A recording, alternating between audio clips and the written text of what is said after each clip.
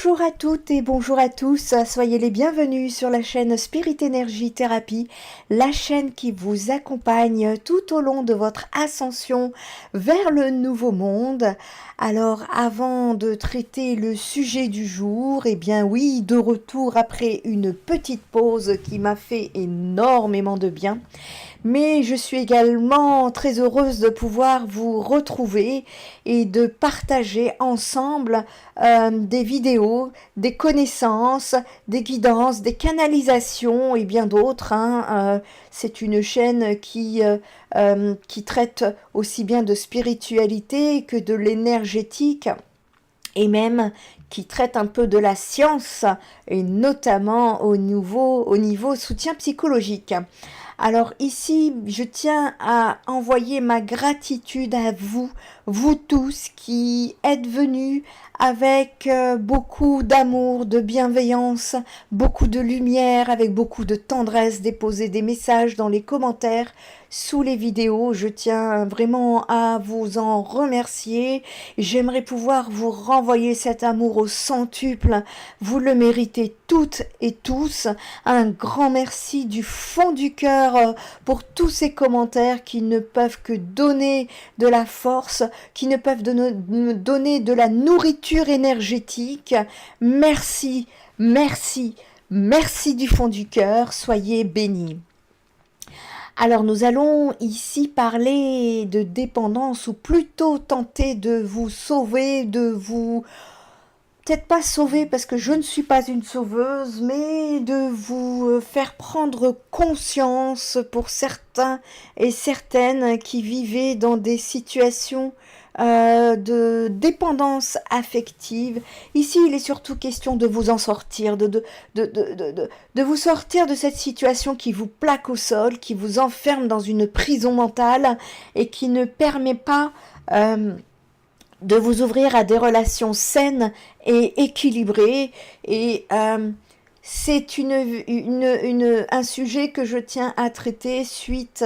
D'ailleurs, j'avais déjà canalisé ce sujet et également lors de guidance, je m'aperçois bien que beaucoup de personnes sont encore dans des situations de dépendance affective et notamment une personne qui m'a demandé, qui était dans une situation un peu compliqué pour ne pas vous donner les détails puisque je suis tenue au secret professionnel, mais qui voilà s'est retrouvée à prendre des choix importants et dans le but de se rapprocher de son autre, comme on dit, et voilà, je pense que c'est une personne qui voulait accélérer le processus de rapprochement, mais bon, ça ne marche pas comme ça, et fort heureusement, elle a pu ouvrir les yeux et se rendre compte au travers cette guidance que justement, il y avait besoin de travailler cette dépendance affective que je voyais, et c'est ok, tout est parfait, tout est ok. Donc je remercie cette personne, je lui fais une petite dédicace, si elle se reconnaît, de m'avoir inspiré à faire cette vidéo et qui rejoint tout à fait la canalisation que j'avais reçue, auquel cas il fallait absolument apporter des connaissances en ce qui concerne cette dépendance affective. Alors pour beaucoup, certains pensent que être dépendant, c'est penser à l'autre, que l'autre manque, qu'on ne peut pas... tout dépend des situations en fait. Si vous êtes dans une situation de rupture, depuis peu de temps, il est tout à fait normal que la personne vous manque et que vous soyez dans une situation de deuil et de sevrage. C'est tout à fait normal et on ne peut pas parler à ce moment-là de dépendance affective. Donc ici, dans cette vidéo, je vais tenter de vous expliquer dans les détails, vous apporter beaucoup d'informations à ce sujet. Qu'est-ce que la dépendance affective, le pourquoi du comment, qu'est-ce qui peut vous aider à sortir de la dépendance affective. On va parler aussi bien sur le plan de la science que sur le plan spirituel. Énergétiquement, c'est tout aussi important de faire des nettoyages énergétiques pour pouvoir retirer tout ce qui est les énergies, ce qu'on appelle les énergies les résidus, ou couper des liens quand c'est nécessaire. Enfin bref, c'est tout un travail d'ascension. Et donc voilà pourquoi je vous fais ce sujet. Je vous souhaite une très belle vidéo. Donc, beaucoup de personnes, donc comme je vous disais, pensent être dépendants affectifs lorsqu'ils se retrouvent en manque de l'autre et en souffrent. Et ce terme est couramment utilisé un peu trop vite pour certains cas, parce que le manque de l'autre peut cacher aussi le manque de soi. Il y a quand même des nuances à considérer, tout n'est pas de l'ordre non plus de la psychopathologie, et il est important de savoir où se situer à ce niveau-là. Nous passons tous, chers messieurs et toutes, chères mesdames, par la dépendance à l'autre, le sevrage de l'autre, puis le manque de l'autre. C'est une libération, une sorte d'émancipation qui change progressivement notre relation à l'autre, et nous passons souvent de cette situation, du besoin de l'autre à l'envie de l'autre, et même si le sentiment de solitude persiste. Une dépendance affective peut exprimer un besoin intérieur inassouvi par soi-même. C'est un gouffre existentiel et parfois sentimental que nous cherchons à remplir en allant chercher à l'extérieur ce que nous pensons incapables de faire par nous-mêmes. La dépendance exprime alors ici un soi et un manque pour soi et non de l'autre. Nous nous manquons à nous-mêmes et nous sommes alors notre propre solitude à ce moment-là. Le manque ici vient colorer l'absence d'une personne, d'une sensation, d'un vide, mais de qui? Est-ce que c'est de l'autre ou est-ce que c'est de vous-même? Alors on parle de dépendance affective lorsque l'estime d'une personne est entièrement dépendante du regard de l'autre sur soi. La personne souffrant de dépendance affective en arrive à n'exister que par l'autre. La dépendance affective n'est pas un malaise qui se déclare ouvertement comme ça du jour au lendemain. Elle s'installe dans notre quotidien au rythme des contraintes, des causes d'insécurité, des doutes. La dépendance affective peut se retrouver aussi bien chez les hommes que chez les femmes. Sa cause majeure serait souvent une carence affective vécue durant l'enfance et qui mène à l'insécurité affective à l'âge adulte. Alors dans la quête effrénée de l'âme sœur, de votre moitié, de celui ou celle qui méritera votre amour autant que vous méritez le sien, il est facile d'oublier les raisons pour lesquelles vous souhaitez vous mettre en couple. Et est-ce pour ne plus être seul ? Ou parce que vous pensez que sans lui ou sans elle, vous ne valez rien? Ou est-ce que parce que vous avez le sentiment d'avoir impérativement besoin de quelqu'un auprès de vous pour vous sentir vivant ou vivante? Et si vous avez répondu oui à la majorité de ces questions, alors c'est qu'il ne s'agit pas d'amour, mais bien de dépendance affective.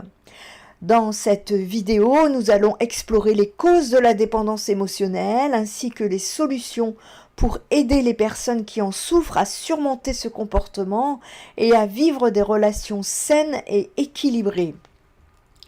Alors tout d'abord, qu'est-ce que la dépendance affective ? Eh bien, la dépendance affective s'installe à pas feutrés. Il faut dire qu'elle sait s'y prendre.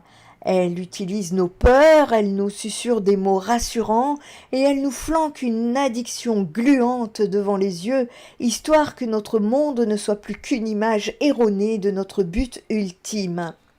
La dépendance prend sa place lorsqu'on considère une personne, une chose ou un état d'esprit comme indispensable. On a besoin de cette présence pour ne pas perdre pied, et c'est là que l'engrenage se met en route. Cette nécessité incontrôlable d'avoir, et même dans certains cas de posséder une personne, de garder le contrôle ou encore cette soif inépuisable d'un produit quel qu'il soit. L'addiction n'a ni forme ni matière, elle peut être tout. matérielle, physique, émotionnelle, psychologique, réelle ou créée de toutes pièces. Il n'y a aucune limite. Son existence tient à la croyance souveraine que notre monde s'écroulerait sans et quand l'addiction pointe le bout de son nez, alors il est très difficile de s'en extirper seul. Ici, et afin d'éviter un propos qui partirait dans tous les sens, je vais tenter de me concentrer sur la dépendance de nos rapports avec les autres. Alors, même si le terme être accro est aujourd'hui passé par le langage commun et utilisé de tous, en particulier des ados, il cache en réalité dans sa forme la plus extrême, la dépendance affective, qui est une addiction émotionnelle qui peut avoir de lourdes conséquences. La dépendance n'est pas quelque chose qui se crée par plaisir. On ne se jette pas à bras-le-corps dans l'addiction. Il y a là un véritable désir de s'équilibrer et cependant, on établit les mauvais points de repère. Il y a des signes précurseurs alertant de l'installation de la dépendance, notamment d'être extrêmement irritable lorsque la réaction et les choix de l'autre ne nous conviennent pas, ou encore à la suite d'un événement, voilà tout notre petit monde démoli. Si on les voit et on se laisse couler dans la tournure que prend les choses, soit on les ignore totalement, consciemment ou non, et au final, la dépendance n'est que la recherche de pièces manquantes à notre équilibre que nous pensons trop fragile, trop instable. Peut-être sommes-nous trop peureux, peut-être manquons-nous de confiance, ou peut-être n'avons-nous pas conscience de la force de notre volonté. L'autre est nécessaire à une vie épanouie, mais il n'en est pas la clé.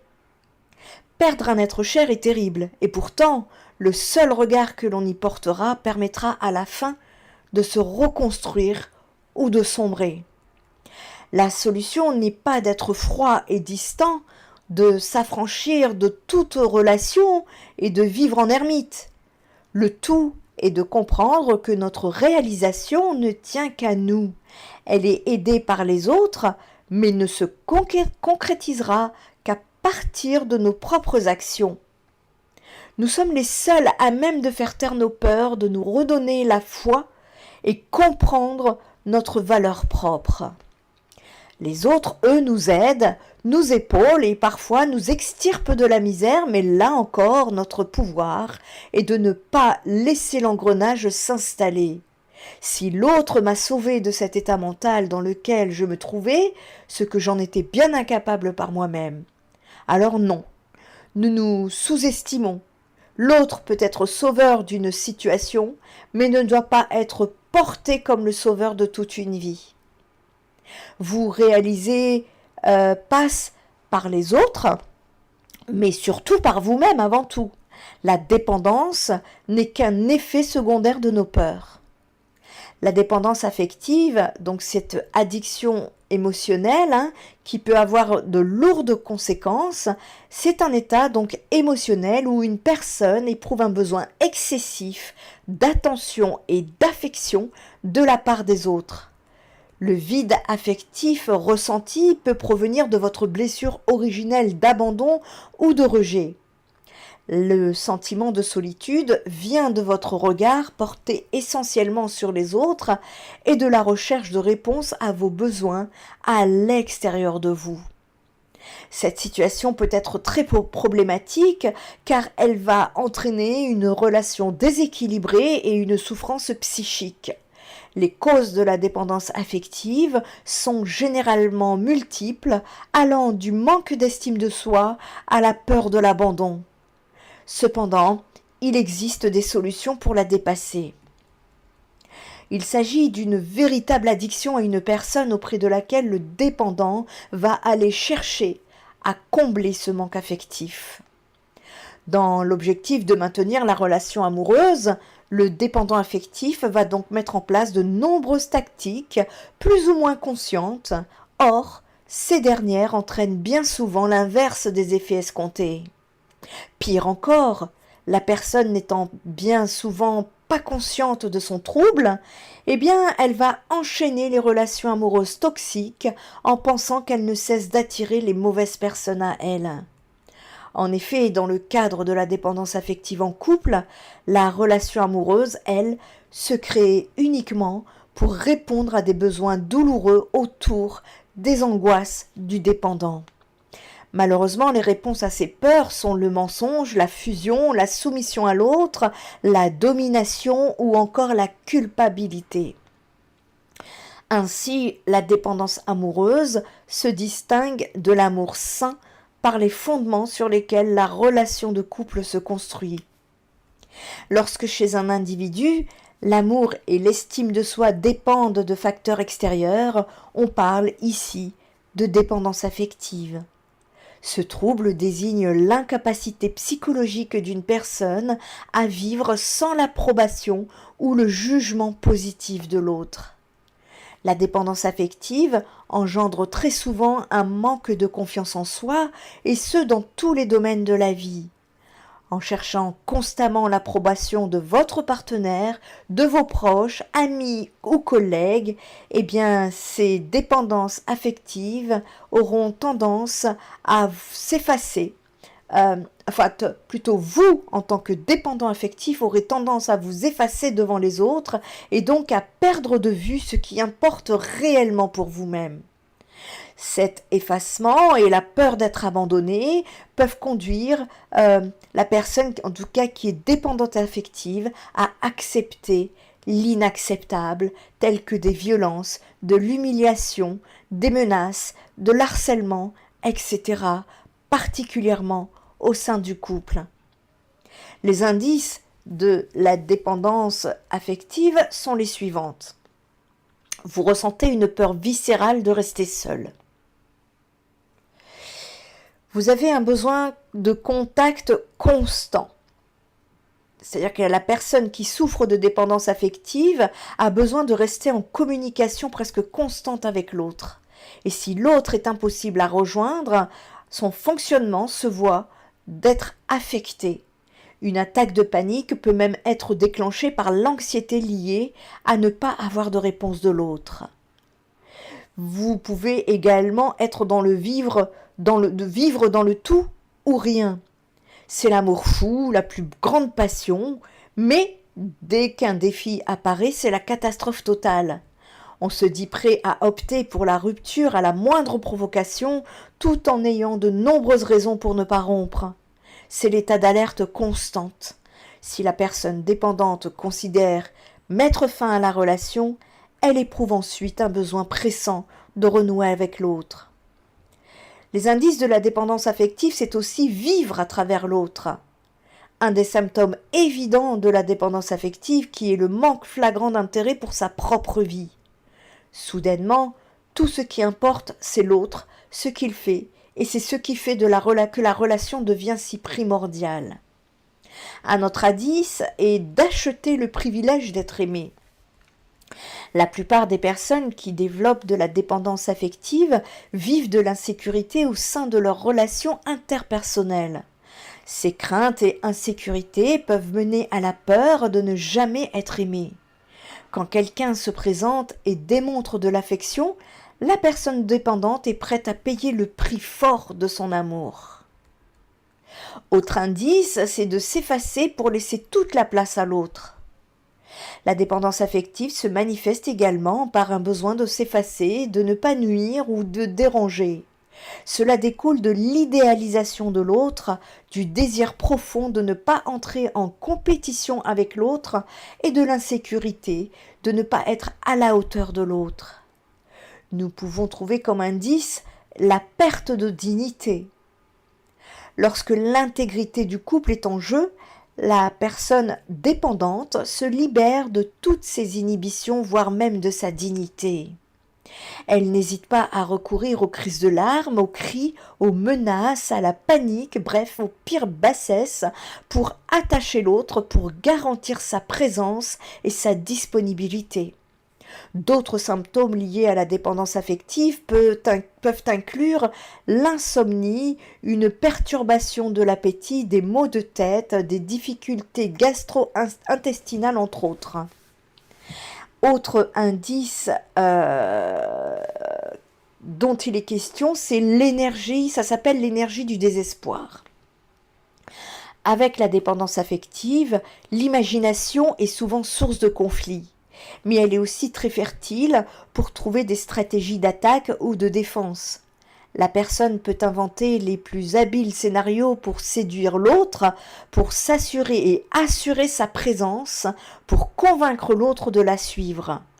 De plus, le besoin constant de se faire rassurer peut mener la personne à accepter beaucoup d'humiliation de la part de l'autre. Autre indice, le dévouement acharné. La personne dépendante ferait n'importe quoi pour l'autre. Elle risque même d'abandonner ses priorités comme ses études, ses engagements, ses loisirs ou ce qui est important, ses amis, sa famille, pour ne pas déplaire à l'autre. La possibilité de vivre sans l'autre est une pensée terrifiante. Elle fait preuve de peu d'estime de soi, elle se sent insécure, rejetée et anxieuse, elle éprouve de la difficulté à faire les choses seule et n'est pas du tout heureuse. Autre indice, c'est l'isolement. La dépendance affective implique l'isolement provoqué par la personne dépendante. L'isolement découle du fait qu'elle souhaite protéger l'illusion de bonheur du couple, veut se rendre encore plus indispensable à l'autre et surtout ne veut pas laisser l'occasion à l'autre de trouver mieux ou de s'évader. Toutefois, la dépendance affective est également véhiculée par la crainte d'être abandonnée et d'être seule. Et enfin, un autre indice, c'est d'aimer pour deux.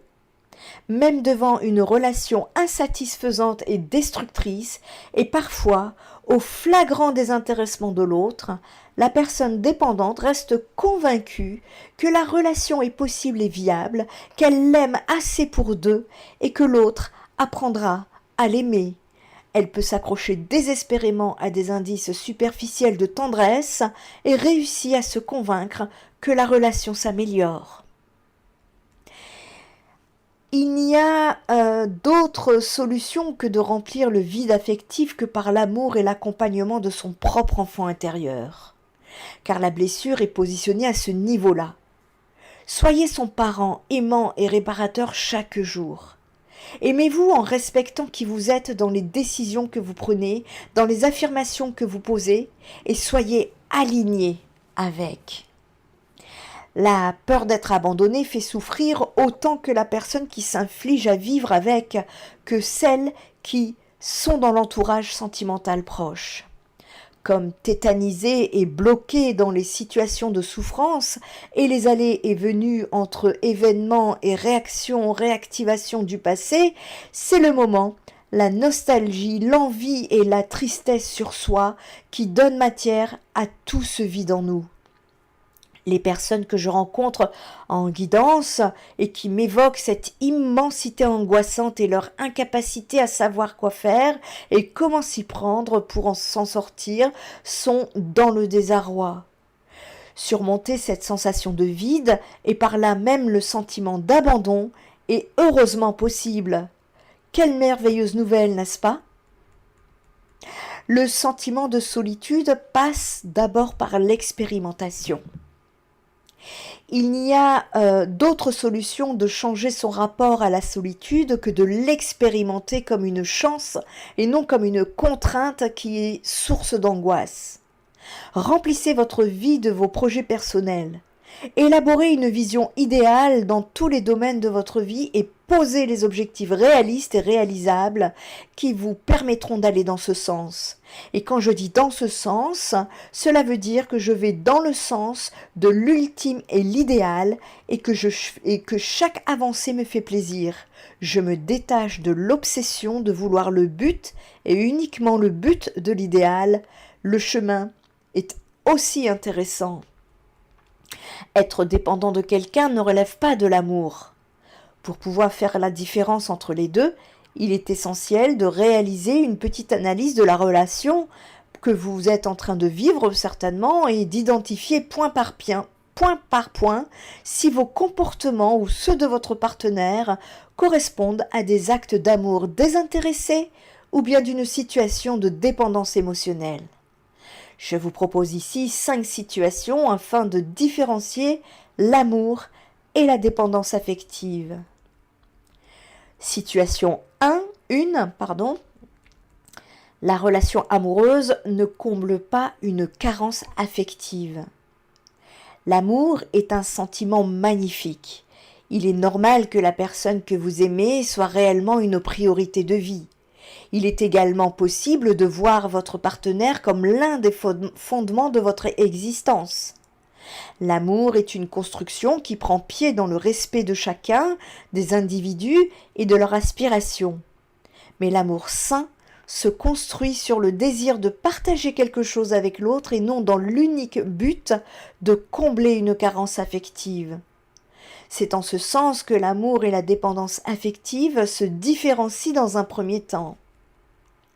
Lorsque vous êtes dépendant affectif, votre vie tourne autour de votre conjoint, partenaire, peu importe le nom que vous emploierez. Votre partenaire ici n'est pas un pilier, mais le seul et unique pilier de votre existence. Il ne fait pas partie de votre aventure, il est l'aventure. Votre vie n'a de sens qu'auprès de lui et à travers lui. C'est là toute la différence avec une relation saine. Vous ne vivez que pour lui ou pour elle. D'ailleurs, vos actions sont tournées dans la réalisation première de ses besoins que vous cherchez à satisfaire à tout prix au détriment des autres. Dans une relation de couple où la dépendance est installée, le partenaire dépendant a tendance à s'effacer, à s'oublier, ce qui laisse place à une relation où s'alternent des phases de domination et de soumission quand la relation est sujette à de la manipulation mentale par exemple.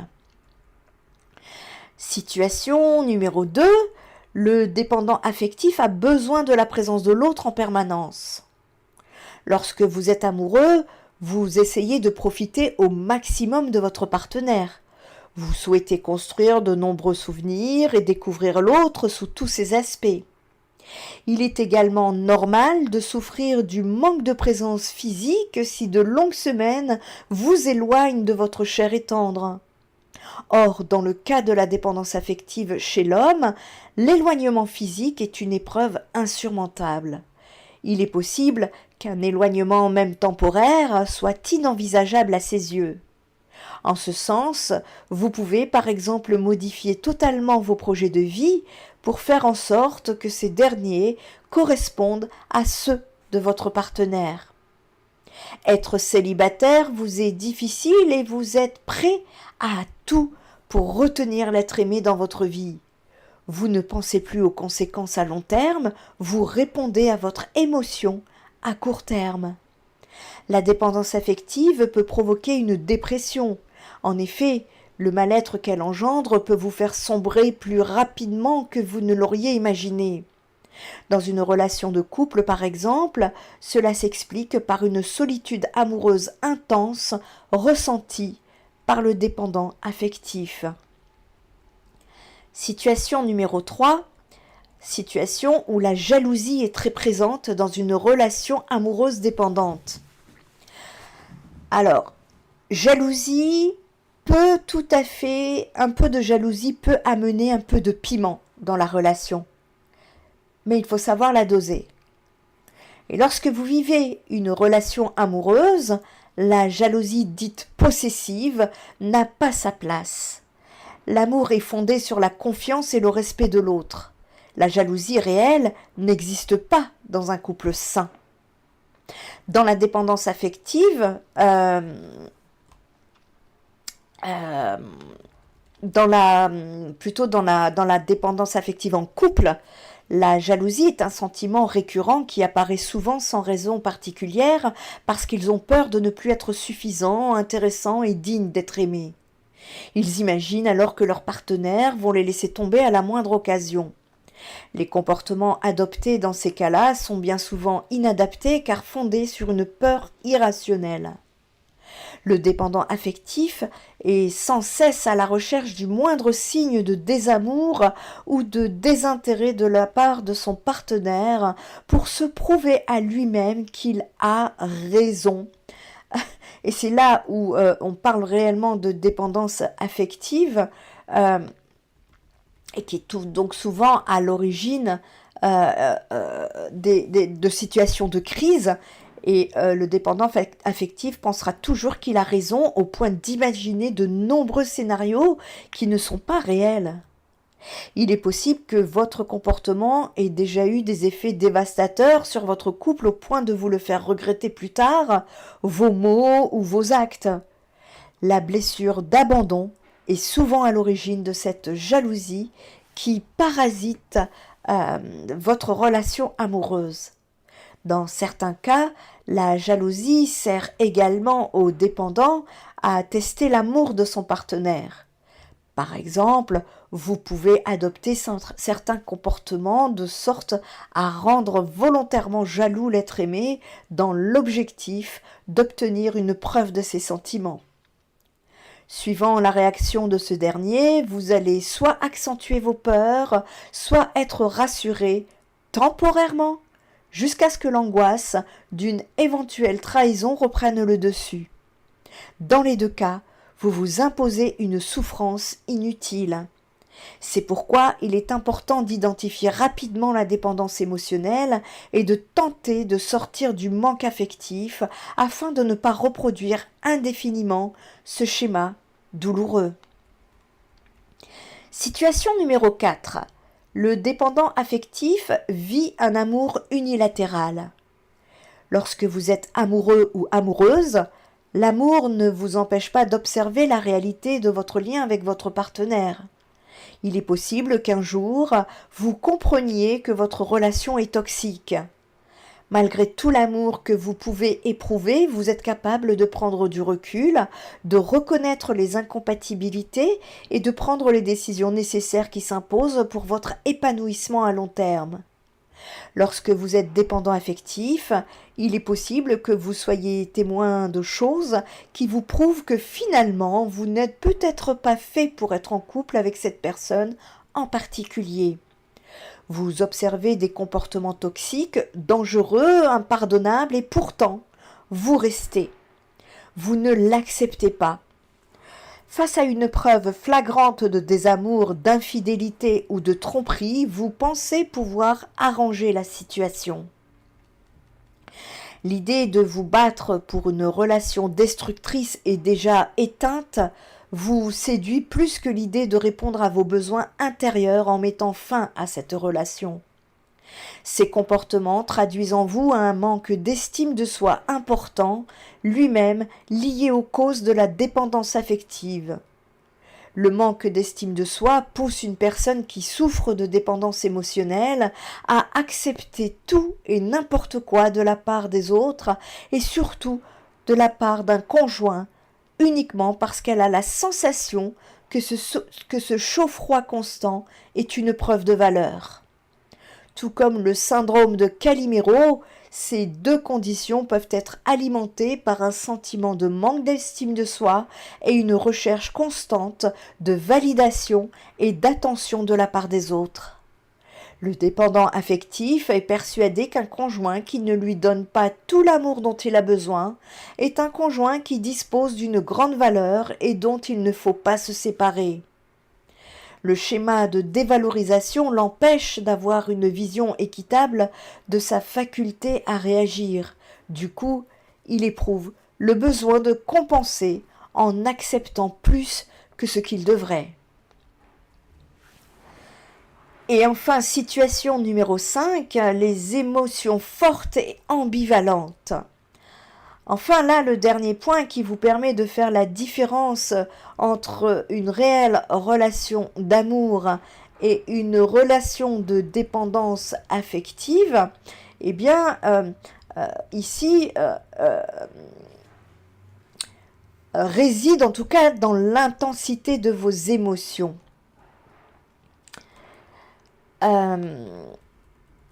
Vous pouvez ressentir des émotions fortes par rapport à une relation amoureuse, et sans pour autant être dans la dépendance affective.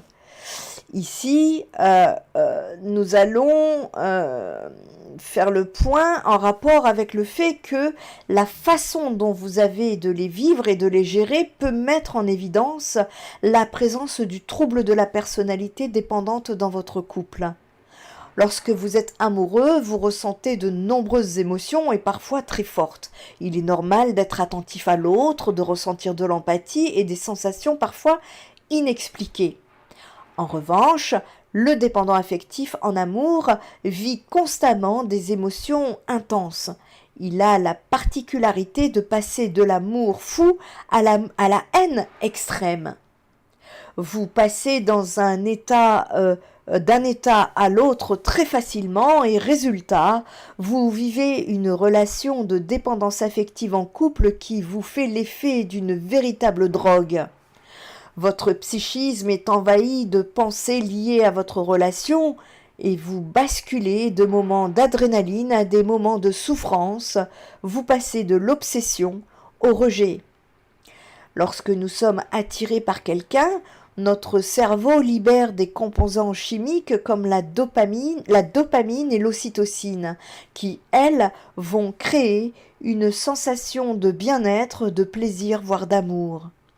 Cette chimie peut être addictive, créant ainsi une situation de dépendance émotionnelle à la personne qui les provoque. Le principe est le même dans tous les processus de dépendance, comme l'addiction à l'alcool, aux drogues ou aux jeux, par exemple. La sécurité émotionnelle peut aussi pousser à devenir addict à l'autre. Et en effet, si la personne à laquelle nous sommes accros nous apporte un sentiment de sécurité et de confort émotionnel, cela peut renforcer notre attachement et notre dépendance à elle. Les expériences partagées sont également un élément déclencheur. Lorsque nous vivons des expériences positives avec quelqu'un comme voyager ensemble, vivre des moments forts ou surmonter des épreuves, cela va renforcer notre lien émotionnel et notre envie d'être avec cette personne. Enfin, les besoins personnels peuvent induire cette dépendance. Parfois, nous devenons accros parce que l'autre comble un besoin que nous avons, comme le besoin d'être aimé, d'être apprécié, d'avoir de l'attention, de se sentir important ou importante et de se sentir en sécurité. S'il est possible d'être accro dans la définition courante, c'est-à-dire une expression familière pour dire que l'on est amoureux, il faut cependant avoir cette prise de conscience où il est possible de basculer dans la véritable dépendance affective qui nous prive alors de notre liberté émotionnelle. Ce sentiment inadapté peut alors entraîner des comportements possessifs, contrôlants et jaloux, ainsi que des sentiments de rejet et d'abandon lorsque l'autre ne répond plus à nos attentes. Alors l'amour est-il impossible dans une relation de dépendance affective ? Eh bien, l'amour n'est pas impossible lorsqu'il y a de la dépendance affective en couple, mais il y a un long travail à faire pour parvenir à distinguer les deux. De même, est-ce qu'un dépendant affectif peut être amoureux ? Il est évidemment possible d'être amoureux, mais dans la dépendance amoureuse n'est pas de l'amour en soi. La dépendance amoureuse amène la personne à nier ses propres désirs pour satisfaire uniquement ceux de l'autre afin d'éviter toute forme d'abandon. Et si le centre du monde réside alors uniquement dans l'objet d'amour et que tout le reste, jusqu'à l'estime de soi, est désincarné, comment aimer véritablement l'autre ? L'amour repose sur un témoignage réciproque de sentiments, de respect et de confiance. Quant à la relation de dépendance amoureuse, elle est comme un outil pour combler l'estime défaillante et le besoin de reconnaissance du dépendant dont les fondements sont meurtris. La dépendance affective chez l'homme est souvent la résultante d'un trouble de l'attachement. Il a besoin de preuves d'amour constamment pour calmer sa peur de l'abandon. Le dépendant va alors, sans le vouloir, consciemment utiliser l'autre pour combler ses carences affectives et l'employer comme une béquille pour retrouver un équilibre émotionnel. Mais cela ne dure qu'un temps. Pourtant, à systématiquement essayer de se rassurer, la personne en proie à la dépendance affective en couple va s'user psychiquement et faire porter une lourde charge émotionnelle à son partenaire. La souffrance peut apparaître notamment si la relation se transforme en aliénation avec des crises de jalousie, voire du chantage. Ainsi, ce besoin de sécurité interne ne peut pas être comblé de cette manière, et c'est ici que se pose la question de l'amour. Une personne dépendante affective confond-elle désir et besoin? Ce n'est pas le désir de l'autre qui prime, mais bien le besoin qu'elle éprouve d'être étayée par l'autre pour remplir un vide. On peut penser qu'un dépendant affectif attire souvent un dépendant affectif. Pourtant, la personne en dépendance émotionnelle est plutôt la proie de manipulateurs affectifs ou pervers narcissiques qui vont avoir une emprise conséquente sur ces profils fragiles et les enfermer dans un cercle vicieux où la violence psychologique, voire parfois physique, sera reine. Ces comportements sont considérés comme des preuves d'amour par la personne en dépendance, alors qu'il s'agit bien de situations de pouvoir et de domination. Il n'y a pas d'amour possible chez un pervers narcissique. Néanmoins, la codépendance entre dépendants affectifs est possible. Il s'agit d'une dépendance affective de couple totale entre les deux partenaires qui vivent généralement en vase clos. Ils sont dans l'autosuffisance, généralement en retrait des autres. Un équilibre est possible, mais si l'un des deux vient à se décentrer, les conséquences pour l'autre seront souvent à l'origine d'une souffrance intense. Souffrir de dépendance affective ne permet pas forcément de se rendre compte du problème, ce qui explique parfois l'enchaînement des relations toxiques et des situations de mal-être. On ne peut pas guérir ce dont on n'a pas conscience. En finir avec la dépendance amoureuse et aimer véritablement passe par un travail thérapeutique nécessaire, car avant de savoir aimer l'autre, il faut s'aimer soi-même, et cela se demande beaucoup, en tout cas en termes d'investissement avec soi-même en premier lieu. Vous n'êtes donc pas condamné à vivre des échecs amoureux à répétition. En effet, la dépendance affective, c'est un trouble qui se soigne très bien. Il existe 3 types de thérapies pour la vaincre et qui vous permettront de vérifier votre diagnostic avec un thérapeute, trouver l'origine de vos blessures affectives pour la cicatriser. On peut parler de blessures de trahison, d'injustice, de rejet, d'abandon ou d'humiliation. Cela vous permettra également de vous défaire de la peur du rejet et de l'abandon, mais également de retrouver votre liberté et de ne plus souffrir du manque de l'autre. Cependant, si la dépendance affective en couple engendre de la souffrance chez votre partenaire, à ce moment-là, la thérapie de couple peut également être utile pour avancer ensemble et parvenir à l'indépendance affective. Alors, quelles sont les causes de cette dépendance affective que vous pouvez être en train de vivre et qui pourrait gâcher votre relation? Eh bien, il existe plusieurs facteurs qui peuvent expliquer la mise en place d'une dépendance affective, mais on constate qu'elle touche principalement les personnes aux liens d'attachement vulnérables. Elle peut par exemple survenir chez les personnes hypersensibles, timides, introverties, manquant de confiance en elles ou ayant connu des difficultés dans une relation précédente.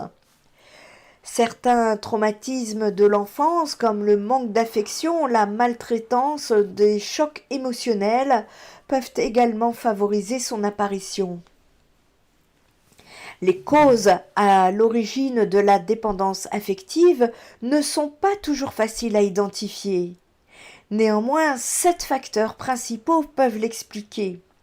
Les troubles de l'attachement, la carence ou la perte affective, une estime de soi fragile, des capacités physiques ou psychiques limitées, des violences psychologiques, des abus et des traumatismes ou encore une peur de l'abandon peuvent être la cause de la dépendance affective. Parmi les 7 causes que nous allons détailler, donc voici ici la cause numéro 1 qui sont des troubles de l'attachement. Les troubles de l'attachement sont une cause de troubles de la personnalité dépendante. Il est aujourd'hui clairement établi que la période de la petite enfance est une étape cruciale dans la vie future de l'adulte en devenir. L'enfant doit pouvoir se sentir en sécurité durant cette période avec des parents sur lesquels il peut s'appuyer et qui sont ses modèles de fonctionnement et de développement. Lorsque ce n'est pas le cas, que les parents sont toxiques ou hyper-protecteurs, il peut se créer des carences affectives et ce que l'on appelle un trouble de l'attachement qui se caractérise par un perpétuel besoin de réassurance.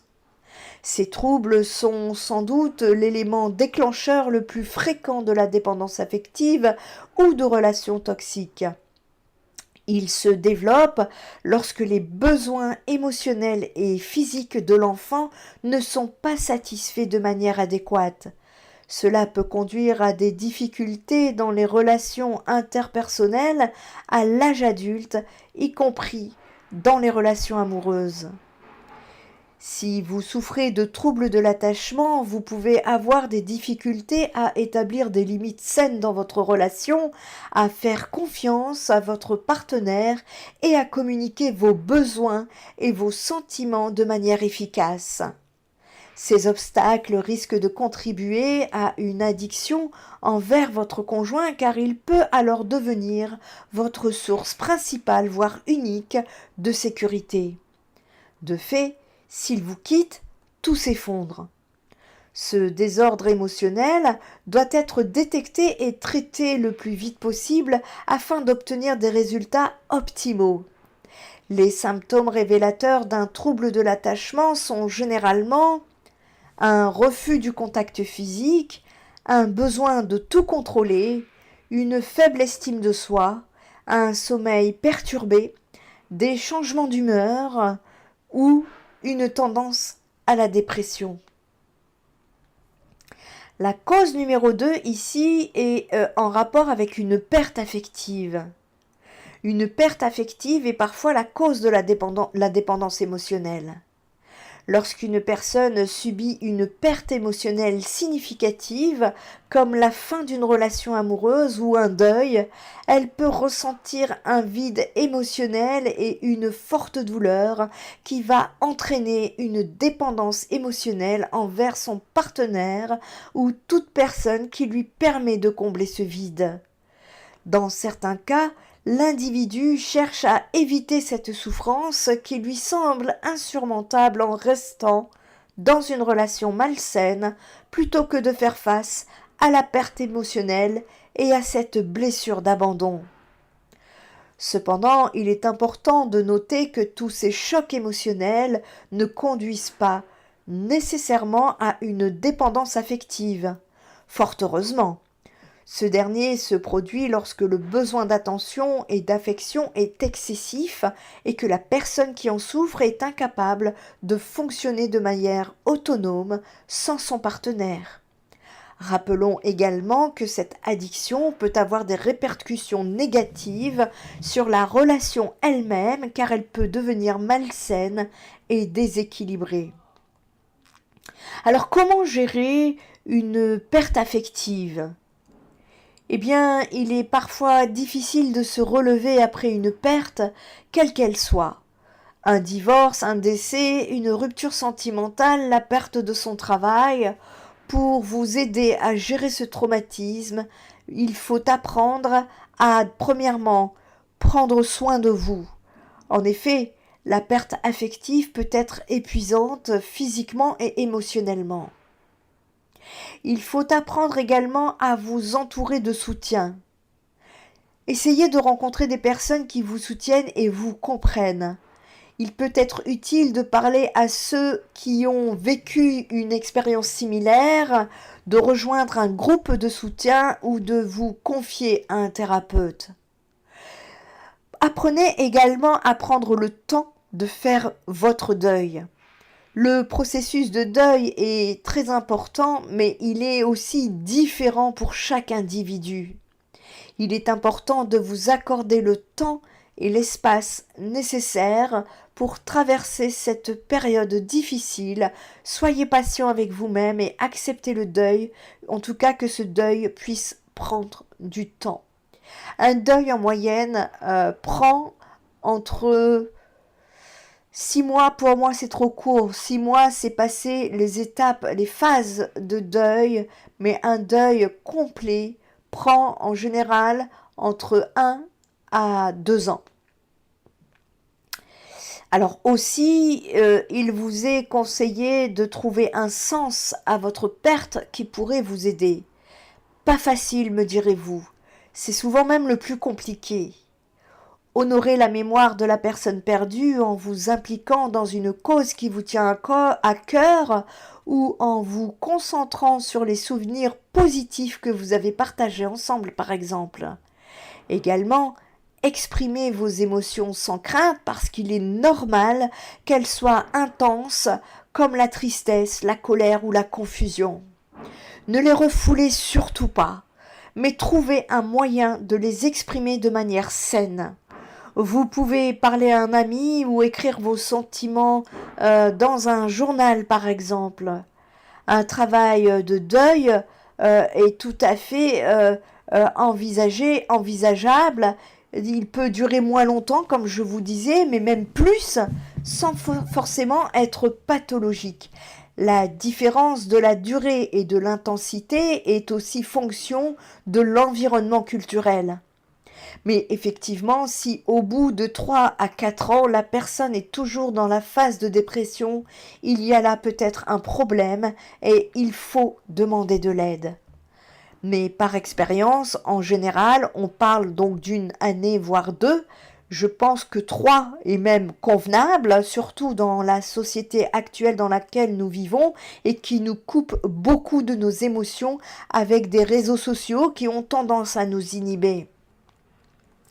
Chercher de l'aide auprès d'un professionnel est souvent nécessaire dans ce cas de figure et si vous avez du mal à gérer vos émotions ou si vous éprouvez des difficultés à fonctionner dans votre vie quotidienne, alors une consultation psychothérapeutique vous aidera à traverser cette période difficile.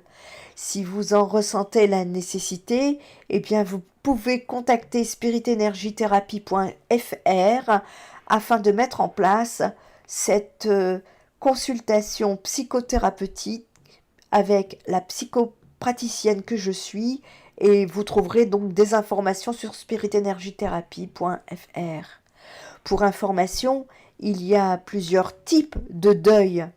Si vous souhaitez que je vous fasse une vidéo sur le deuil, vous pouvez éventuellement le mentionner en commentaire et je verrai ce que je peux faire pour vous.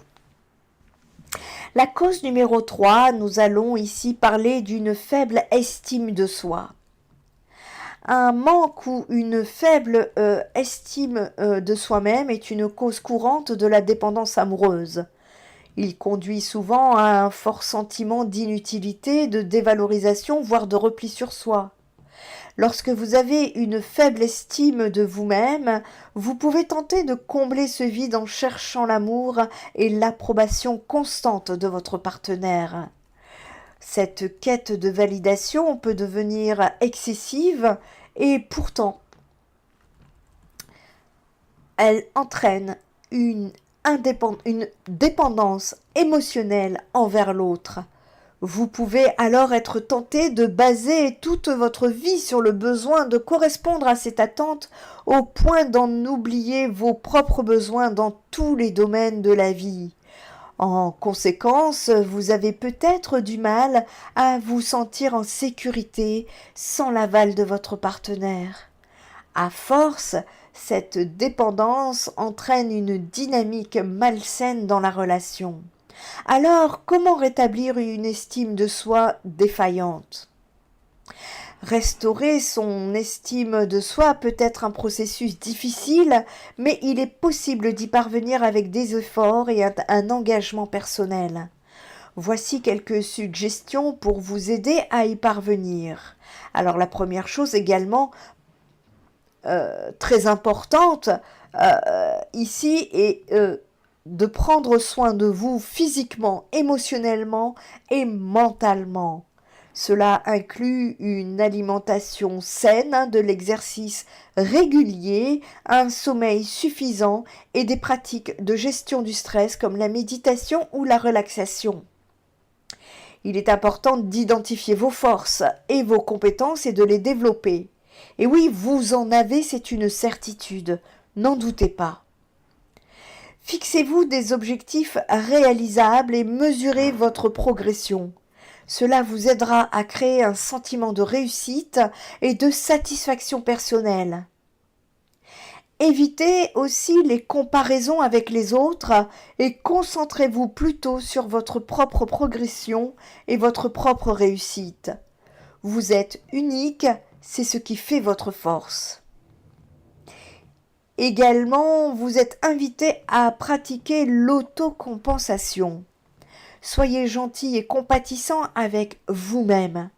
Traitez-vous avec la même gentillesse et le même respect que vous accordez aux autres.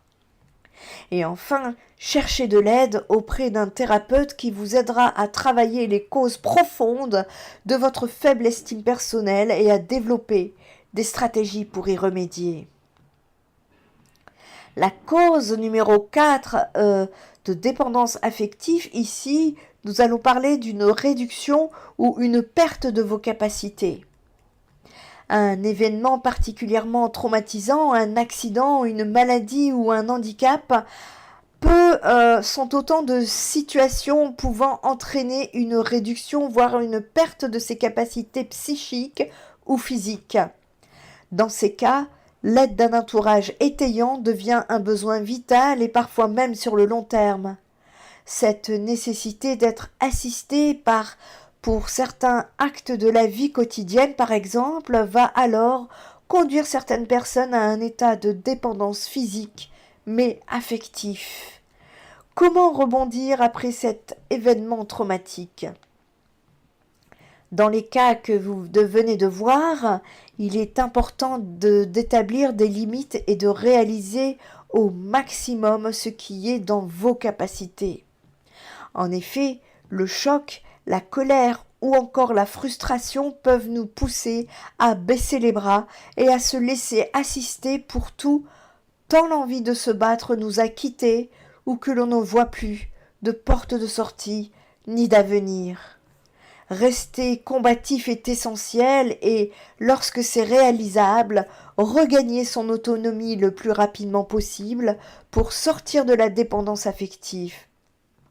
Il est également nécessaire de vivre en acceptant que nos capacités soient réduites, mais que cela ne fait toutefois pas de nous une personne vulnérable et entièrement dépendante.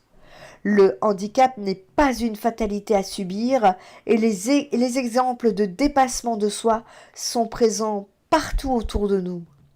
Pensez par exemple à Frida Kahlo, à Stephen Hawking, Andrea Bocelli ou encore Theo Curin.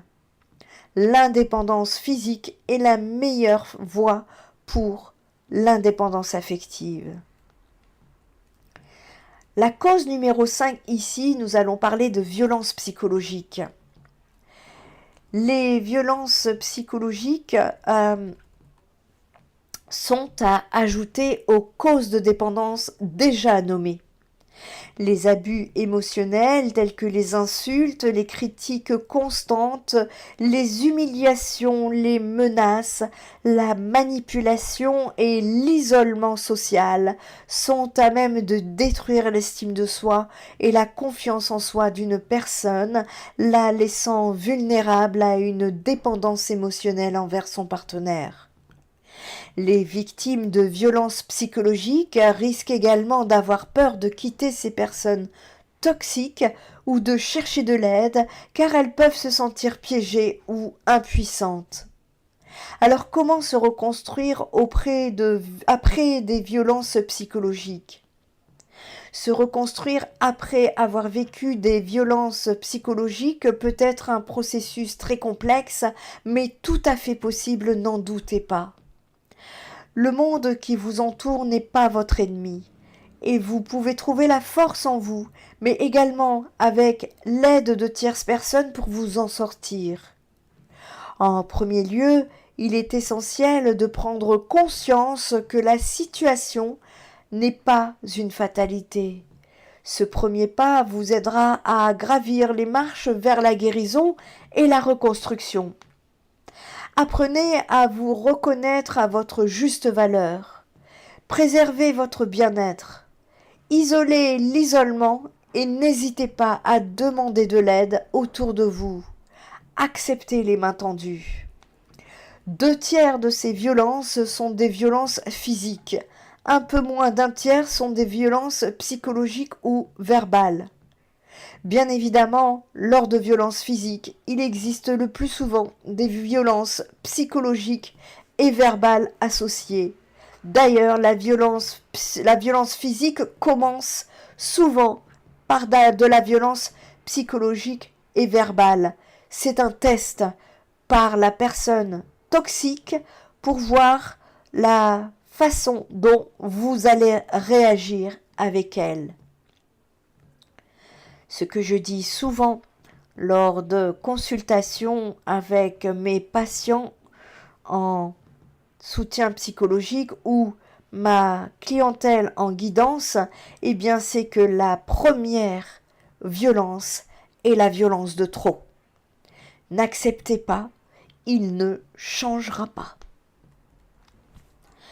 Cause numéro 6 ici, et nous allons parler des abus sexuels ou des traumatismes. Parmi les causes de situations de dépendance affective, on retrouve couramment les abus sexuels et les traumatismes. Les victimes de ces abus et de ces traumatismes peuvent souffrir de symptômes tels que l'anxiété, la dépression, voire le trouble de stress post-traumatique appelé TSPT. Mais également l'automutilation et la toxicomanie qui vont les rendre vulnérables à cette dépendance affective. Les victimes d'abus ou les personnes souffrant d'un trauma profond cherchent parfois à éviter la douleur et l'anxiété associées à leurs symptômes en obtenant de l'affection et une validation émotionnelle auprès de leur partenaire ou d'autres personnes. Notons que la dépendance due à ces causes particulières peut être difficile à surmonter car ces expériences ont souvent un impact profond et durable sur la santé mentale et émotionnelle. Alors comment surmonter des abus sexuels ou des traumatismes? Pour surmonter les traumatismes vécus, il est important d'en parler à quelqu'un en qui vous avez confiance en premier lieu. Cela peut être un ami, un membre de la famille, un thérapeute ou une lignée d'écoute téléphonique spécialisée dans les traumatismes. Il y a toujours une personne prête à vous écouter et vous comprendre sans jugement. Vous pouvez chercher de l'aide auprès de professionnels de santé. Ils sont formés, comme moi, pour vous aider et vous prêter une oreille attentive afin de vous aider à surmonter les effets émotionnels et physiques des traumatismes et ainsi à trouver des stratégies pour avancer. Prenez soin de vous, de votre corps et de votre esprit. Essayez de manger sainement, de faire de l'exercice régulièrement et de dormir suffisamment. Vous pouvez également pratiquer des techniques de relaxation telles que la méditation ou la respiration profonde. Aussi, apprenez à vous pardonner, c'est essentiel. Il est important de se rappeler que les abus sexuels et les traumatismes ne sont pas de votre faute. Apprenez à vous défaire de toute culpabilité que vous pourriez ressentir et concentrez-vous sur la guérison. Évitez les déclencheurs de résurgence traumatique. Par exemple, n'allez pas dans certains endroits, limitez la fréquentation de certaines personnes et pratiquez des techniques de relaxation pour gérer les émotions qui peuvent surgir. Enfin, cause numéro 7 est la peur de l'abandon. La peur de l'abandon est une cause fréquente chez les personnes dépendantes affectives. Leur peur intense d'être abandonnées peut les pousser à rechercher de manière obsessionnelle une relation amoureuse ou une amitié étroite pour éviter de se sentir seul. Pardon. Cette peur est souvent le résultat d'une expérience passée de perte ou d'abandon, voire de carence émotionnelle dans l'enfance. Les personnes qui souffrent de cette peur de l'abandon vont avoir du mal à établir les limites claires dans leur relation, ce qui peut conduire à une dépendance envers leurs partenaires, voire même leurs amis. Elles auront aussi du mal à se séparer de leurs relations malsaines, même si elles sont conscientes qu'elles sont dans du toxique. Alors comment gérer sa peur de l'abandon ?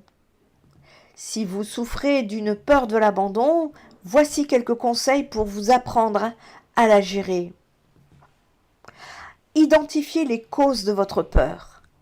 Essayez de reconnaître les événements ou les expériences passées qui ont pu déclencher votre peur de l'abandon. En comprenant mieux les origines de votre peur, vous pourrez commencer à travailler dessus. Remettez en question vos pensées négatives telles que la peur de l'abandon qui peut être alimentée par des pensées négatives et des scénarios catastrophes. Apprenez à les remettre en question et à les remplacer par des pensées plus positives et plus réalistes. Travaillez également sur l'estime de soi. En apprenant à vous aimer et à vous accepter, vous pouvez réduire votre dépendance aux autres pour obtenir de l'approbation et de l'amour. Également, cherchez du soutien. Trouvez des personnes en qui vous avez confiance, avec qui vous pourrez en parler. Cela peut être donc, comme je vous ai dit, un ami de confiance, votre médecin traitant, un membre de la famille, un professionnel de santé. Pratiquer la pleine conscience peut également vous aider à réduire l'anxiété et à rester présent dans le moment présent plutôt que de vous inquiéter pour l'avenir. Apprenez également à être seul, à entretenir des moments de solitude. Cela implique de prendre du temps pour vous, de pratiquer des activités seules. Sortez, allez au cinéma, au restaurant, au musée, faites du sport, etc. Ces moments positifs réalisés en solitaire vous montreront qu'il est possible de prendre du plaisir même sans être accompagné. Alors, qui sont ceux qui sont attirés par les dépendants affectifs ? Nous pourrions penser de prime abord que n'importe qui peut être attiré par une personne dépendante affective. C'est vrai, mais pas entièrement. En effet, ce sont souvent les individus qui ont un désir profond d'être aimés et appréciés qui sont séduits par des dépendants affectifs. Ils ont des caractéristiques communes comme le désir de prendre soin des autres ou de se sentir utile. Ils peuvent également avoir des problèmes de codépendance ou des schémas de comportement qui les conduisent à rechercher des relations toxiques. Il est important d'ajouter que toute personne attirée par les dépendants affectifs ne sont pas nécessairement conscientes de leur désir de prendre soin des autres ou de leur propre schéma de comportement. Enfin, des personnes malveillantes ou manipulatrices, comme des pervers ou perverses narcissiques, profiteront des carences affectives des dépendants émotionnels pour les mettre sous leur emprise et les empêcher de les quitter. En dehors de ces différents cas psychologiques, il y a une autre explication et la plupart des gens croient que leur carence affective provient du manque d'affection, d'amour reçu dans leur enfance. La réalité peut être tout autre. Nous avons tous ressenti un manque affectif étant jeunes. Ce sentiment de manque est causé par nos blessures et croyances apportées par notre bagage accumulé depuis plusieurs vies. Combien de parents ont fait tout ce qui leur était possible pour montrer ou prouver leur amour à leur enfant, et ceux-ci ne se sont tout de même pas sentis aimés. Pourquoi ? Parce que les parents n'ont pas exprimé leur amour de la façon que les enfants auraient voulu, et ceux-ci ont perçu l'amour reçu par leurs parents à travers leurs blessures, ce qui a faussé la réalité. Prenons par exemple 2 sœurs. Une est faible physiquement et pas trop douée à l'école, et l'autre est énergétiquement plus débrouillarde et apprend facilement. Il est fort possible que les parents s'occupent beaucoup plus de celle qui est faible, faisant très confiance à celle qui est plus forte. Celle-ci peut vivre du rejet, de l'injustice et de la jalousie, voire même de l'envie ou de la colère parce qu'elle ne reçoit pas autant d'attention que l'autre. Celle qui reçoit plus d'attention peut aussi le vivre plus difficilement en étant jalouse de la liberté d'action de sa sœur ou en accusant ses parents de ne pas lui faire assez confiance. Les 2 sœurs ne se sentent pas aimées alors que les parents ont fait tout ce qu'ils croyaient de leur mieux pour leur enfant. Il faut savoir également que, d'après Lise Bourbeau, vous ne pouvez pas devenir ce que vous voulez être sans avoir accepté d'être ce que vous ne voulez pas être. Je répète, vous ne pouvez pas devenir ce que vous voulez être sans avoir accepté d'être ce que vous ne voulez pas être. Lorsque nous acceptons, notre entourage nous accepte au même degré. Il est très difficile de croire que s'accepter tout simplement puisse avoir un tel pouvoir de transformation. Eh bien, vivez l'expérience et vous goûterez au bonheur de devenir de plus en plus autonome. Soyez tolérante envers vous-même. Félicitez-vous pour chacune de vos victoires. Surtout, demeurez conscient des changements qui s'opèrent en vous chaque année, ces transformations qui vous amènent vers ce que vous voulez être. La dépendance affective peut-elle se produire en dehors du couple ? Eh bien, ce trouble psychologique constitue un frein à des relations saines et ce, dans toutes les formes de relations au sein du couple comme en amitié ou au travail. Par exemple, en amitié et en amour, la dépendance affective en amitié ou dans ses relations amoureuses se manifeste souvent par la jalousie et un besoin d'exclusivité de la part du dépendant affectif vis-à-vis des personnes auxquelles il tient. Une compétition tacite peut donc apparaître avec le partenaire, les amis, mais aussi avec les personnes qui entourent ces derniers. Les preuves d'amitié ou d'amour et les attentions seront toujours insatisfaisantes aux yeux du dépendant affectif, engendrant dès lors une grande fatigue psychologique. Au travail, tout le monde peut avoir besoin de reconnaissance et de considération dans le milieu professionnel, Et lorsque ce besoin d'approbation du supérieur hiérarchique ou des collaborateurs devient un frein à la réalisation des missions professionnelles, eh bien cela se rapproche d'une dépendance affective. Certaines manifestations de ce trouble au travail peuvent être par exemple la peur de l'échec ou une tendance à la procrastination ou alors au perfectionnisme à outrance, un manque d'autonomie ou l'apparition d'un syndrome de l'imposteur.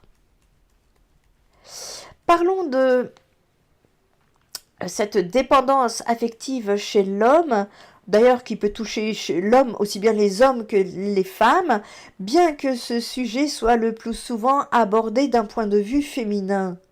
Les hommes sont cependant autant enclins à souffrir de dépendance affective, surtout dans les relations amoureuses. Sensation de manque, jalousie ou encore chantage affectif, la dépendance affective chez l'homme comme chez la femme peut mener jusqu'à la conjugopathologie.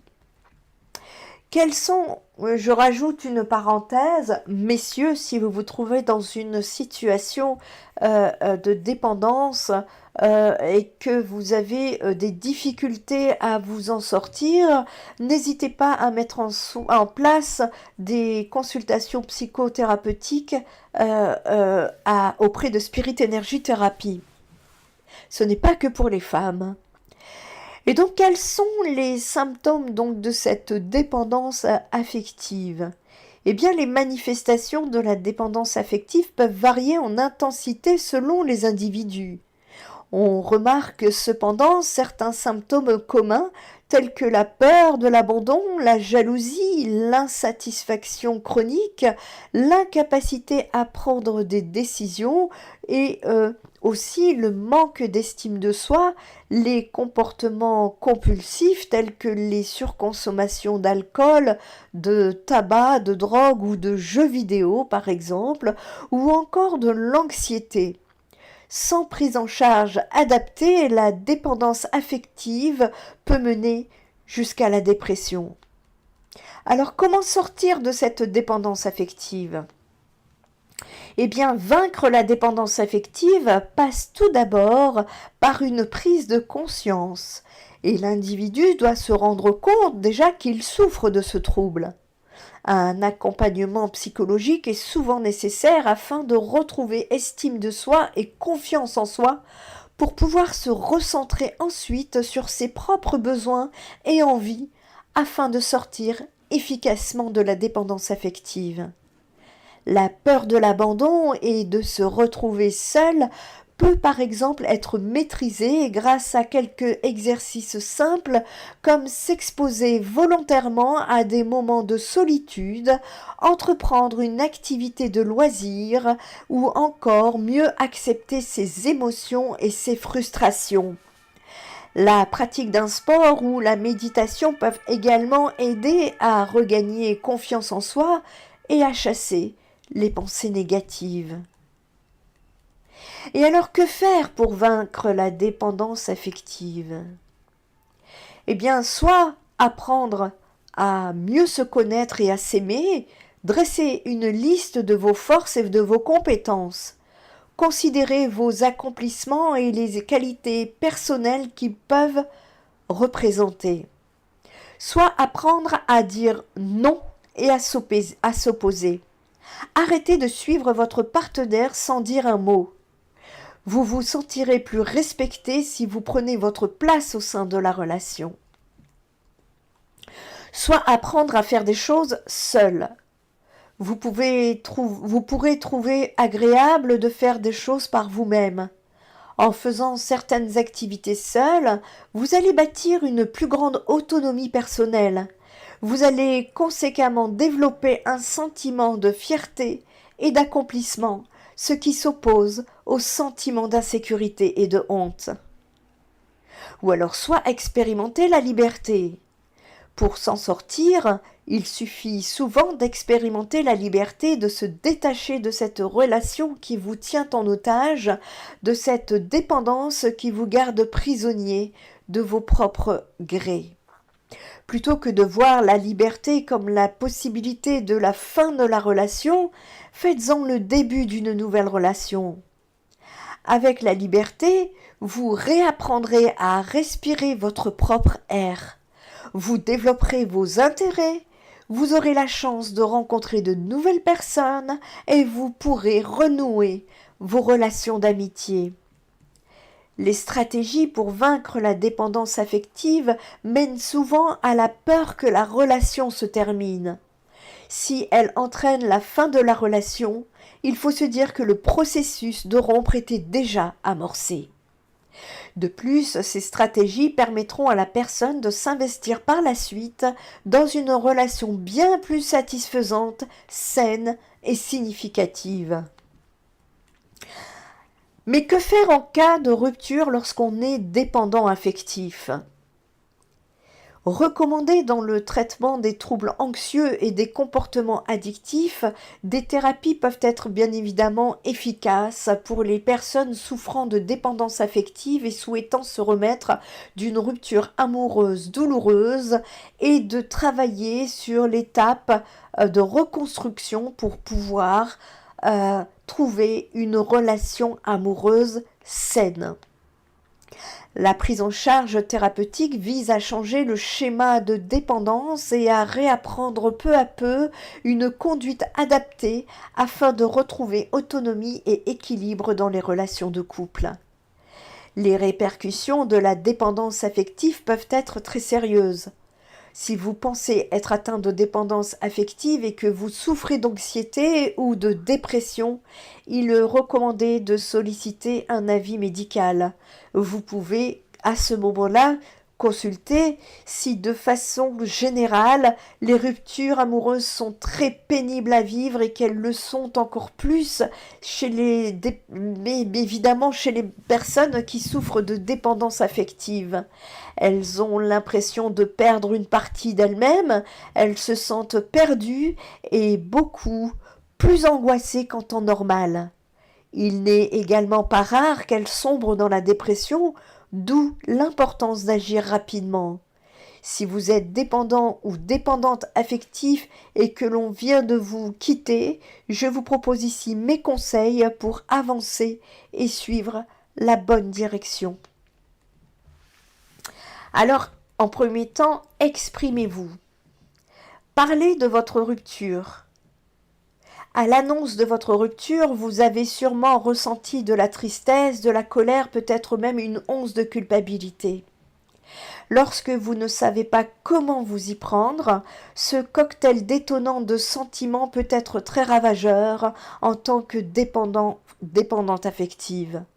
Votre plus grosse erreur serait d'essayer de refouler ces émotions. N'hésitez donc pas à les exprimer d'une façon ou d'une autre. Pleurs, cris, tenue d'un journal, pratique d'un sport, etc. N'ayez aucunement peur d'extérioriser vos sentiments. Toutefois, veillez à ne pas trop vous complaire dans votre peine. C'est pour cette raison qu'après l'expression de tous vos ressentis, je vous conseille également de vous confier à quelqu'un. À ce sujet, s'il est vrai que parler à l'un de vos proches vous allégera considérablement, l'idéal serait quand même de vous tourner vers un spécialiste, un thérapeute, un coach, ou de vous tourner également vers le développement personnel. En effet, ces professionnels sont les mieux placés pour vous aider à non seulement surmonter votre rupture amoureuse, mais également afin de vous sortir de votre dépendance affective. Par ailleurs, consulter un thérapeute est quelque part une obligation si votre séparation vous plonge dans un tel état de dépression que vous songez parfois au suicide. Rassurez-vous, quel que soit ce que vous ressentez, il y a toujours des personnes qui peuvent vous aider à le surmonter. Le tout est d'avoir la force de demander de l'aide. Deuxièmement, il est question de dédramatiser la situation et de prendre conscience de votre dépendance affective. Euh, ici, ne dramatisez surtout pas votre rupture amoureuse. À la place, je vous conseille plutôt de prendre le recul nécessaire pour réfléchir euh, calmement à la situation. Attendez que les émotions retombent. Quelle que soit la façon dont vous souffrez, dites-vous bien que cette séparation n'est pas une fin en soi, il s'agit plutôt d'une étape que vous arriverez à surmonter comme vous avez déjà pu le faire par le passé. Vous n'en êtes peut-être pas à votre première rupture amoureuse, mais vous avez toujours su trouver la force nécessaire pour vous relever et avancer. Je reconnais qu'il n'est pas forcément facile d'arriver à se motiver de la sorte, mais la vérité c'est que vous êtes assez fort ou forte pour vous en sortir. Vous avez aussi droit au bonheur et à un amour sain et durable alors. Si votre partenaire a décidé de partir, c'est forcément parce que cette relation n'était pas celle qu'il vous fallait. Ne tombez pas dans le piège qui consiste à idéaliser votre histoire passée et à trouver des excuses à votre ex. Évitez de vivre dans le passé. Concentrez-vous sur l'instant présent. Mettez tout en œuvre pour atteindre cet état de bien-être que vous méritez. À ce niveau, il est donc totalement inutile et même contre-productif d'essayer de rester en contact avec votre ex, de l'espionner ou de vous venger de lui. La page de votre histoire est bel et bien tournée et vous y attarder plus que nécessaire serait en réalité une grande perte de temps. Troisièmement, réfléchissez au manque que vous venez combler. Plutôt, réfléchissez au manque que venez combler votre ex en vous. La dépendance affective n'est pas le fruit du hasard. Elle vient peut-être de votre enfance ou d'une faible estime de vous. La dépendance affective a la profonde certitude qu'elle n'a pas une très grande valeur. Alors, dans une relation amoureuse, elle aura toujours tendance à beaucoup plus valoriser son partenaire. Elle fera tout pour lui plaire et satisfaire le moindre de ses désirs en espérant qu'il lui donne ne serait-ce qu'un peu d'estime. En tant que dépendante affectif, vous devez donc à tout prix détecter ce besoin que vous venez assouvir votre partenaire et prendre la décision de le combler toute seule. Pour cela, il vous faudra faire une véritable introspection en remontant peut-être loin dans votre passé. En dehors de cet examen interne, vous devez également tout mettre en œuvre pour gagner votre confiance. Surtout, gagner en confiance. C'est ce qui vous permettra de refuser certaines situations dans votre prochaine relation amoureuse. C'est seulement en procédant ainsi que vous arriverez à mieux comprendre ce qui n'allait pas dans votre histoire afin de ne plus tomber dans les mêmes pièges à l'avenir. Quatrièmement, apprenez à combler ce manque toute seule et prenez soin de vous.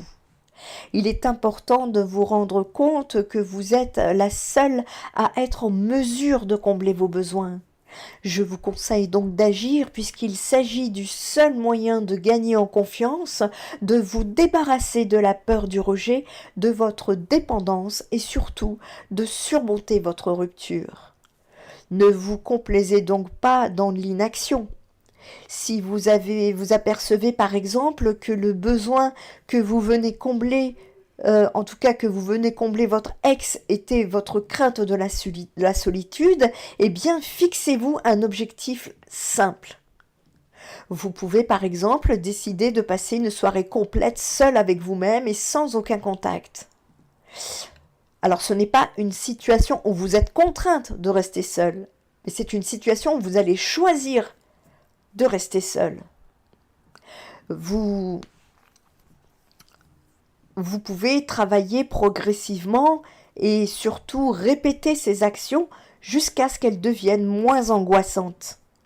Il vous faudra être persévérante, mais cela en vaudra la peine. Lorsque vous venez de vivre une rupture amoureuse, il est également important de prendre soin de vous. Ne vous laissez pas aller. Au lieu de vous jeter sur la nourriture, l'alcool ou la drogue, lorsque vous vous sentez mal, faites plutôt du sport. La pratique régulière d'une activité physique est d'ailleurs un conseil que je donne souvent aux dépendantes affectives, car en plus d'aider à sculpter votre corps et être en bonne santé, elle permet de gagner en confiance. Sortez pour vous distraire, rendez visite à des amis ou à des membres de votre famille, faites-vous belle, voyagez, apprenez une nouvelle activité, ne vous limitez pas et faites-vous plaisir, tout en veillant à ne pas faire des excès bien évidemment. Pour une dépendante, un ou une dépendante affective, le processus de guérison après une rupture sera sans doute un peu plus long, mais je vous conseille de ne surtout pas abandonner et de persévérer sur le chemin de la reconstruction. En conclusion, pour le plan de la santé psychologique, la dépendance affective est un problème complexe, certes, qui peut avoir des conséquences néfastes sur votre bien-être émotionnel et vos relations interpersonnelles. Cette vidéo en a exploré les diverses causes, notamment le manque d'estime de soi, les troubles de l'attachement, les pertes affectives, les violences psychologiques, les abus sexuels et les traumatismes, ainsi que la peur de l'abandon. Il est essentiel de reconnaître que la situation de dépendance affective est souvent le résultat de multiples facteurs qui diffèrent d'une personne à l'autre. Cependant, en comprenant les causes potentielles, il devient possible de prendre des mesures pour y remédier à ce problème. Des solutions existent pour guérir la dépendance et impliquent souvent un travail sur soi, notamment en développant une estime de soi saine, qui va permettre, en se soignant des traumatismes et des blessures émotionnelles, chercher un soutien également professionnel si nécessaire et en apprenant à établir des relations saines. Il est important de souligner que le chemin vers la guérison et l'autonomie émotionnelle peut être long et nécessiter des efforts constants. Cependant, en faisant face aux causes profondes de la dépendance affective et avec de la patience, de la persévérance et en se donnant les moyens de grandir personnellement, il est possible de se libérer de la dépendance affective et de vivre des relations épanouissantes et équilibrées.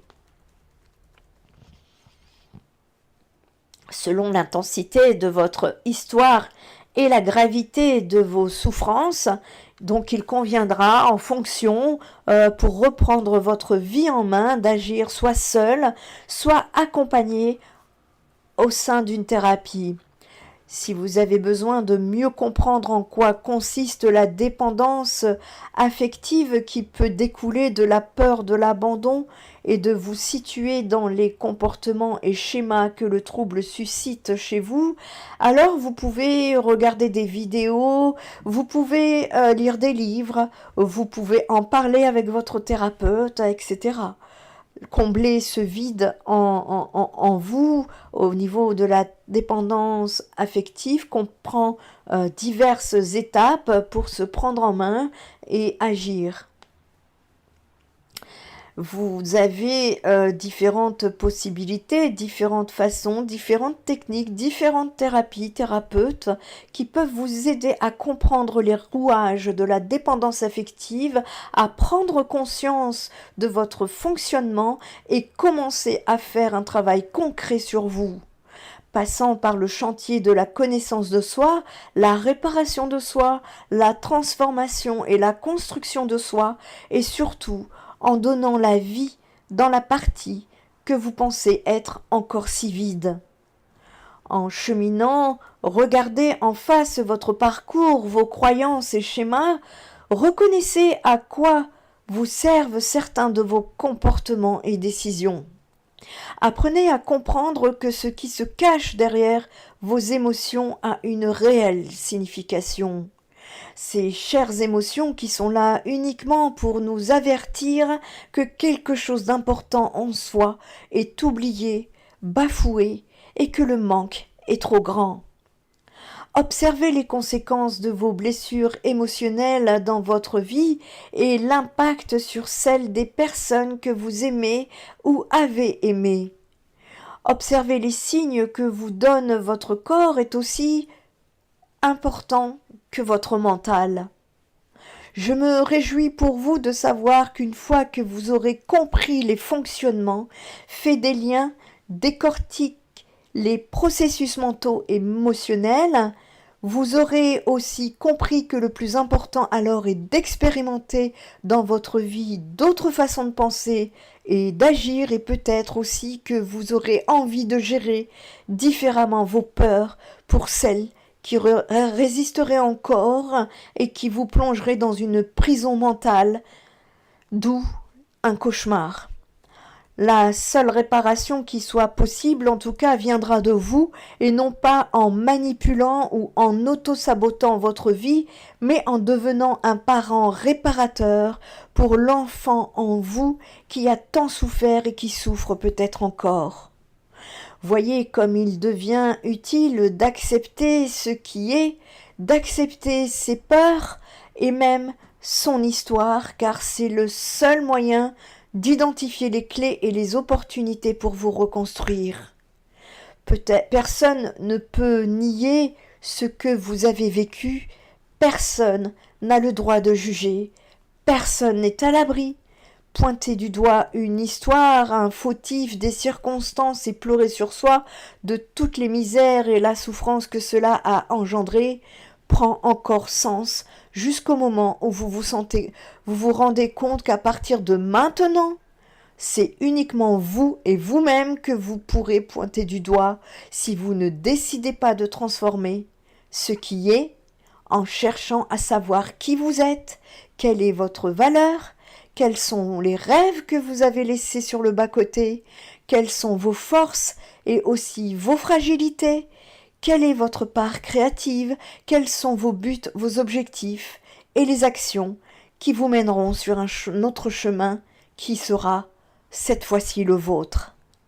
Il est temps de se sentir vivre et plein de tout cet épanouissement, de se sentir être soi. Cela ne devrait pas altérer votre propre existence. Je parle de la dépendance affective. Vous ne devez plus dépendre du regard de l'autre pour savoir qui vous êtes et ce que vous valez. Sans l'autre, vous existez. Que l'autre soit là ou pas, vous n'êtes pas rien. Vous êtes quelqu'un. On ne peut pas remplacer un absent et il est naturel de ressentir le manque de soi et de l'autre. Et enfin, pour poursuivre, je vais ajouter ma touche personnelle en qualité de psychopraticienne spirituelle afin de vous parler d'une grande richesse qu'est le détachement spirituel et qui pourrait vous aider. Il s'agit ici de la loi du détachement. La 6e loi spirituelle du succès, c'est la loi du détachement. Elle nous explique que pour acquérir quoi que ce soit dans l'univers physique, il faut savoir s'en détacher. Pour autant, ceci ne veut pas dire que vous devez abandonner l'intention de réaliser vos désirs. Ce que vous devez laisser tomber n'est ni l'intention ni le désir, mais votre attachement au résultat. En lâchant prise, vous acquérez un grand pouvoir. Au moment même où vous abandonnez votre attachement au résultat et si vous mêlez à cet abandon une intention inflexible, vous recevez ce que vous souhaitez, si cela est bon pour vous. Il est Au contraire, l'attachement, lui, est construit sur la peur et l'insécurité. Le besoin de sécurité vient de l'ignorance du soi véritable. La plupart des êtres humains passent leur temps à rechercher la sécurité et ont besoin de tout contrôler. Ici, toutefois, l'attachement à l'argent, par exemple, est un signe d'insécurité. Or, la sécurité est toujours très éphémère. Vous pouvez vous dire, quand j'aurai tant de millions de francs, je serai en sécurité financièrement, indépendant, et je pourrai donc prendre ma retraite et faire enfin tout ce que je rêve de faire. Mais ceci n'arrivera jamais. Acceptez l'incertitude, car la vie n'est que mouvement. C'est pourquoi la recherche de la sécurité est une illusion. Les anciennes sagesses expliquent que la solution à cette quête sans issue réside dans la sagesse de l'incertain. Cela signifie que la recherche du sûr, du certain, vient de l'attachement au connu. Et qu'est-ce que le connu? C'est notre passé. Le connu n'est pas d'autre que la prison créée par le conditionnement au passé. Il ne génère aucune possibilité d'évolution et absolument aucune. Et quand il n'y a pas d'évolution, il ne reste que stagnation, entropie, désordre et décadence. La loi du détachement demande de lâcher prise et d'accepter l'incertitude. C'est le sol fertile et de la créativité pure et de la liberté. L'incertain est là lorsque chaque moment de votre existence constitue un pas dans l'inconnu. L'inconnu est le champ de tous les possibles, à jamais pur et neuf, à jamais ouvert à la création de nouvelles manifestations. Sans l'incertain et l'inconnu, la vie n'est que la répétition de vieux souvenirs usés. Nous y sommes des victimes du passé, et ce qui nous fait souffrir aujourd'hui n'est que ce qui reste de notre moi d'hier. Abandonnez votre attachement au connu. Ouvrez-vous à la loi du détachement et accueillez l'inconnu pour pénétrer dans le champ de tous les possibles. Lorsque vous décidez de faire votre chemin dans l'inconnu, vous découvrez la sagesse de l'incertain, parce qu'elle se trouve sur ce chemin. Et à chaque instant, vous connaîtrez l'exaltation, l'aventure et le mystère. Vous ferez l'expérience de la passion de vivre, celle de la magie, de la célébration, de la joie et de l'exultation de votre propre esprit. Vous vivrez chaque jour le plaisir de découvrir ce qui peut advenir dans ce champ de tous les possibles. Lorsque vous vivez l'incertain, vous êtes sur le bon chemin. Alors n'abandonnez pas et n'ayez jamais une idée rigide de ce que vous ferez la semaine ou l'année prochaine. Parce que lorsque vous avez une idée claire de ce qui va arriver et y restez strictement attaché, vous détruisez tout un pan de possibilités. Pour appliquer la loi du détachement, je me détache du résultat. Aujourd'hui, je me consacrerai au détachement. J'offrirai à moi comme aux autres la liberté d'être ce que nous sommes. Je n'imposerai pas mes idées de ce qui devrait être, en ne recherchant pas à tout prix une solution à mes problèmes. Je n'en provoque pas d'autres. Je participerai à tout avec un engagement détaché. Je sors de ma zone de confort. J'agis dans l'incertain en considérant ceci comme un ingrédient essentiel de mon expérience. Grâce à ma décision d'accepter l'incertain, les solutions surgiront spontanément des problèmes, de la confusion, du désordre, du chaos. Plus les choses me sembleront incertaines, plus je me sentirai en sécurité, parce que l'incertain est mon chemin vers la liberté. Dans la sagesse de l'incertain, je trouverai ma sécurité. Je ne suis pas dans l'attente et je m'ouvre à toutes les possibilités. J'entrerai dans le champ de toutes les possibilités et j'anticiperai le bonheur de rester ouvert à une infinité de choix. Je ferai alors l'expérience de la joie, de l'aventure, de la magie et du mystère de la vie. Se prendre en main, sortir des dépendances, se responsabiliser, s'épanouir dans sa vie personnelle comme dans ses projets, cela s'appelle la complétude. La complétude, c'est ce sentiment précieux de ne plus être bancal avec des manques inachevés, avec des creux immenses à combler et des vides à remplir.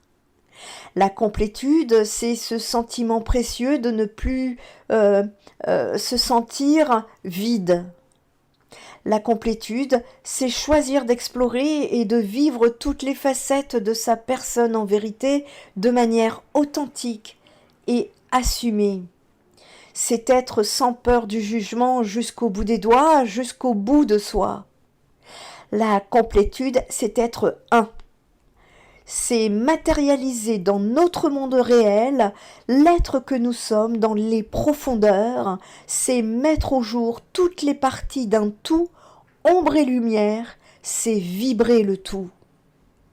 La complétude, c'est comme avoir assemblé tous les éléments d'un puzzle.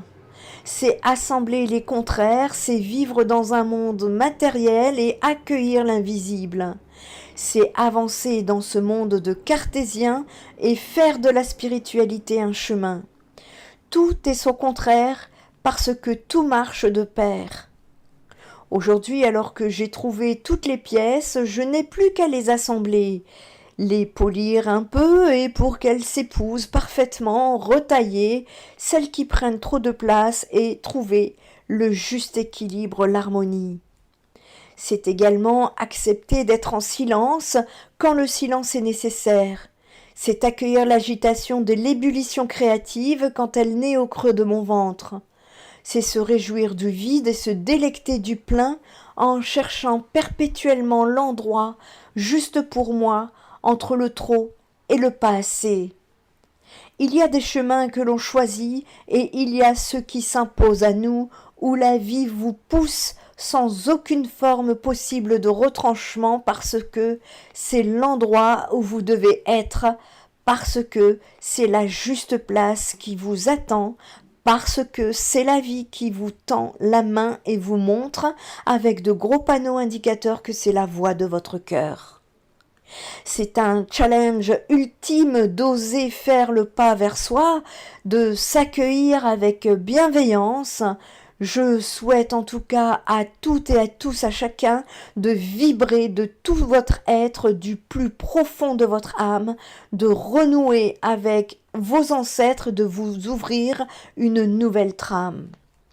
Ce sujet sera le thème d'une prochaine vidéo sur la chaîne Spirit Energy Therapy et qui, j'espère, vous donnera l'envie d'avoir envie de faire des pas de géant sur votre parcours respectif.